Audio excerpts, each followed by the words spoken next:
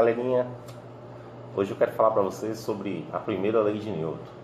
A primeira lei de Newton, né, ele diz o seguinte: se um corpo está em movimento, ele tende a permanecer em movimento.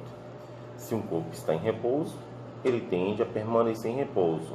O que a gente observa, né, em relação à primeira lei de Newton é que tem que ter forças agindo nesse corpo, tanto para colocá-lo em movimento, até mesmo quando ele está em movimento, para colocá-lo em repouso. Então essa primeira lei de Newton, ela foi chamada de lei da inércia.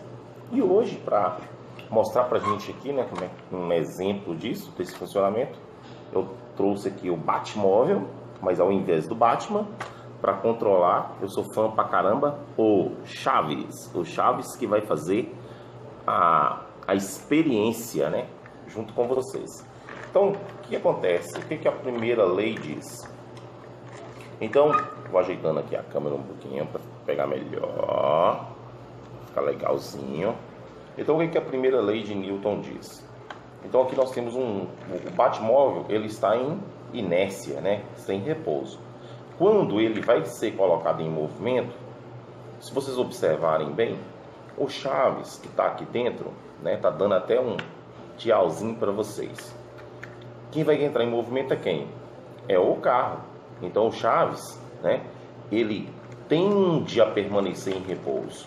Não é porque ele será lançado para trás, mas é porque ao carro ir para frente, ele tende a permanecer aonde ele estava. Porém, o banco leva o carro, o Chaves, ok?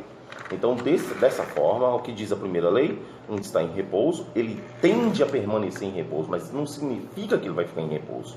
Ele tende, né? Nesse caso aqui, no Batmóvel, por que ele não ficou em repouso? Porque o carro o levou, né? Mas houve uma tendência. Quando você está lá no carro, andando com seu pai, ou no banco do passageiro, ou no banco do motorista, se der uma arrancada de uma vez, você tende a ir para trás. Mas não é essa tendência, é você permanecer em repouso. Agora, o que diz a lei também?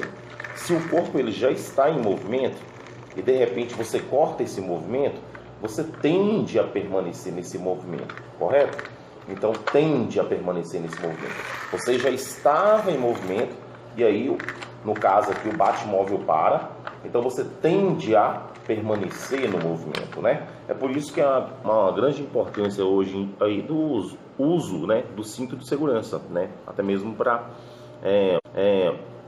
bloquear, né, esses riscos que temos aí em relação a essa tendência, né, de você permanecer nesse movimento, de você, por exemplo, chocar com partes fixas do carro, ou até mesmo sair do carro por algum movimento brusco, né, como aconteceu agora recentemente, um acidente, né, mostrado nas redes sociais.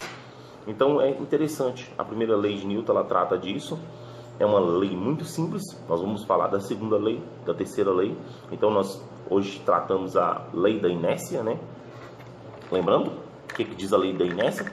Se um corpo ele está em movimento, né, ele tende a permanecer nesse movimento caso esse corpo aqui haja uma força contrária sobre ele, né? Então, esse corpo que está solto, ele tende a permanecer no movimento.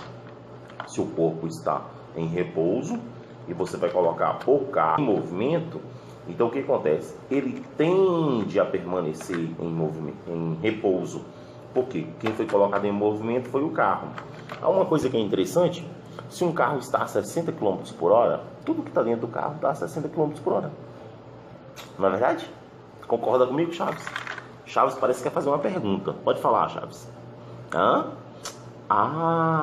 Quer dizer que se, por exemplo, Chaves está baixando a mãozinha agora, quer dizer que se, por exemplo, um carro bloquear, né, e você estiver dentro dele, você tende a permanecer na velocidade que você estava, sim. É por isso o uso obrigatório do cinto de segurança. É por isso que nos ônibus tem o corrimão, tem os itens, né, para você bloquear de alguma forma essa velocidade. Agora, o que é interessante é que os motoristas eles nunca fazem essas frenagens bruscas, porque dentro, por exemplo, de um carro que você está solto, né, um carro Como eu citei aqui o exemplo, um ônibus, né, várias pessoas, e você anda de maneira mais solta, algumas pessoas até andam no corredor desse ônibus, o risco é iminente. Então esse bloqueio, né, dessa velocidade, ela deve ser reduzida compassadamente para que você não venha sentir essa inércia, ok? Então a aula de hoje é sobre isso. Depois a gente vai estar colocando aí algumas questões aí que caiu em vestibulares e Enems a respeito da primeira lei. Bacana? Tchau, tchau. Um abraço do professor Junânio para vocês.